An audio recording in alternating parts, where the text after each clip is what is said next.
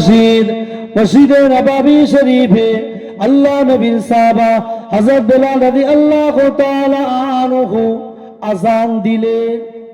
ও ভাইজানে, জওয়ান যুবকরা, মদিনার মসজিদের বেলাল, মদিনার মসজিদের মুয়াজ্জিন হযরত বেলাল, হযরত বেলাল যখন আযান দিতেন, ওই বেলালের আযানের আওয়াজ আমার আল্লাহ পাকের আরশে মুআল্লায় পৌঁছে যেত। যদি বললেন না মদিনার মসজিদ, মসজিদে নববী শরীফে আযান হয়ে গেল, সাহাবারা অস্থির হয়ে পড়ছে। আল্লাহ নবী মদিনার মসজিদে আসছে না, সাহাবারা ইন্তজার করছে।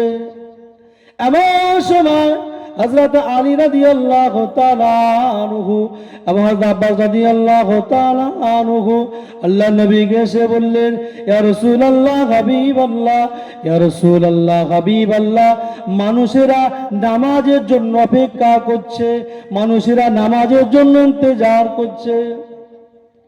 ও ভাইজানেরা, আল্লাহ নবী ওই সময় বলেছিলেন, ও বাবা আলী,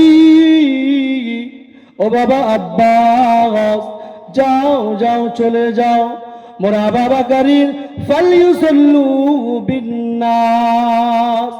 ও মা সারা চলে যাও, আমার আবু বকরকে গিয়ে বলো, আমার আবু বকর জানো মদিনার মসজিদে নববী শরীফে ইমামতি করতে বলে দাও।